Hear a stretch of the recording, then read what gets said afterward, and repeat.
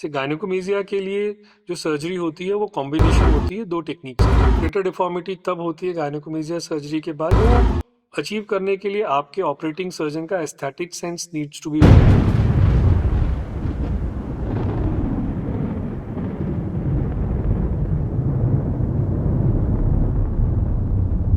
स्वागत है beyond lens production के इस मंच पर। डॉक्टर सुनील अरोड़ा हमारे साथ हैं, जो ELCS के फाउंडर हैं, लीडिंग प्लास्टिक सर्जन हैं और काफ़ी सारी जानकारी पर बातें आप लोगों के साथ की हैं, जिसमें राइनोप्लास्टी था, जिसमें हेयर ट्रांसप्लांट से जुड़ी हुई काफ़ी सारी बातें उन्होंने की।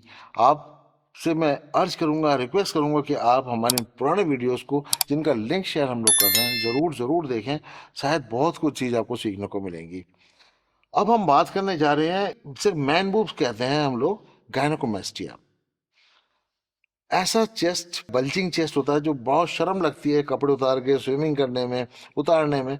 तो ये इस तरह के पेशेंट्स को भी कॉस्मेटिक सर्जरी में ट्रीट किया जाता है और इस तरह के पेशेंट्स को हम लोग गायनेकोमेस्टिया कैटेगरी में लेते हैं। तो डॉक्टर साहब, पहले तो आप मुझे बताइए, गायनेकोमेस्टिया के ग्रेड्स होते हैं, ये क्या होता है? गायनेकोमेजिया को साइंटिफिकली डिफरेंट ग्रेड्स में डिवाइड किया गया है और उनके लिए दो मेन क्राइटेरियाज रहते हैं, size of gland and skin कितनी लेग्स है। अगर ग्लैंड छोटा है और स्किन लूज नहीं है तो ग्रेड 1 कैटेगरी में आते हैं। ग्रेड 2A 2B में डिवाइड करते हैं, जिसमें कि ग्लैंड का साइज मॉडरेट रहता है बट लैक्सिटी बहुत ज़्यादा नहीं है। ग्रेड 3 में जब ग्लैंड का साइज काफ़ी बढ़ जाता है और स्किन भी लूज हो जाती है तो ग्रेड 3 गायनेकोमेजिया उसे हम कहते हैं। देन इसके अलावा बहुत ही severe enlargement of male breast, जिसे हम कहते हैं कि एक तरह से फीमेल ब्रेस्ट जैसा लुक आता है, वो ग्रेड 4 एंड बियॉन्ड कंसिडर करते हैं उसे। Most of the times grade 2 और ग्रेड 3 के पेशेंट्स हमें देखने को मिलते हैं जो कि ट्रीटमेंट ऑप्ट करते हैं और बहुत अच्छा रिजल्ट अचीव करते हैं। तो डॉक्टर साहब, इसमें कंडीशन में आप क्या करते हैं? भी डे केयर सर्जरी है, इसका क्या प्रोसीजर है सर्जरी का? गायनेकोमेजिया सर्जरी भी डे केयर सर्जरी है। अगर आपके जो डॉक्टर है, ट्रीटिंग डॉक्टर, वो एक कॉस्मेटिक सर्जन है, एक्सपीरियंस्ड कॉस्मेटिक सर्जन, और वो ट्रेंड है लाइपोसक्शन में। से गायनेकोमेजिया के लिए जो सर्जरी होती है वो कॉम्बिनेशन होती है दो टेक्निक्स की। एक तो लाइपोसक्शन होता है जो कि फैट के लिए होता है, एंड देन बहुत छोटा सा कट लगा के ग्लैंड को रिमूव किया जाता है। तो जो प्रोसीजर रहता है उसमें यही दो स्टेप्स रहते हैं। सबसे पहले हम लाइपोसक्शन करते हैं, अल्ट्रासोनिक लाइपोसक्शन, जिसका एडवांटेज ये रहता है कि जो भी रेजिस्टेंट फैट है ग्लैंड के अराउंड, वो सबको हम इमल्सिफाई करके लिक्विड बना के और निकाल लेते हैं। अब लाइपोसक्शन करने से एडवांटेज क्या हुआ कि जो ग्लैंड या फैट का साइज था जो काफ़ी बड़ा था वो काफ़ी रिड्यूस हो गया।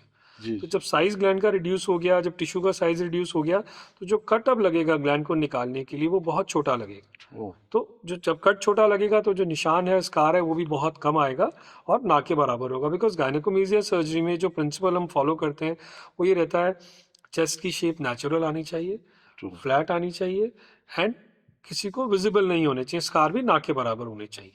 तो दोस्तों, आपने सुना, आप लोगों का जो बल्जिंग चेस्ट है, जो एक तरह से कुछ तरह लड़कियों की तरह दिखने लगा है, वो गायनेकोमेस्टिया ट्रीटमेंट से, कॉस्मेटिक सर्जरी से बिल्कुल ठीक हो जाता है। पर एक और सवाल डॉक्टर साहब, मैंने एक पेशेंट देखा था जो गायनेकोमेस्टिया का प्रोसीजर कराने के बाद आया, पर उसे क्रेटर डिफॉर्मिटी हो गई थी।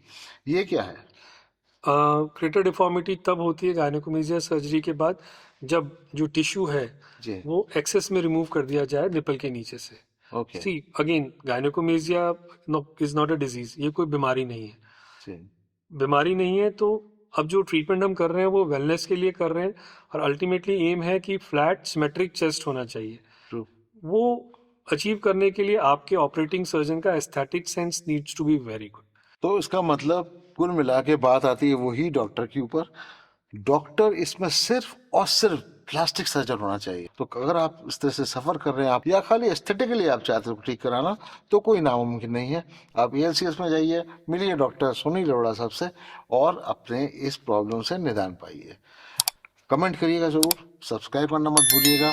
और हाँ, अगर आपको लगता है कि हम कुछ और बेटर कर सकते हैं, कुछ क्वेश्चन रह गए हों, तो आप ज़रूर हमें लिखें। और कुछ क्वेश्चन अगर आप डॉक्टर के साथ शेयर करके उनसे जानना चाहते हो, तो बस व्हाट्सअप का नंबर आपके सामने है, ज़रूर उनको व्हाट्सअप मैसेज कीजिएगा, रिप्लाई आपके पास अपने आप आ जाएगा। मिलते हैं अगले एपिसोड में।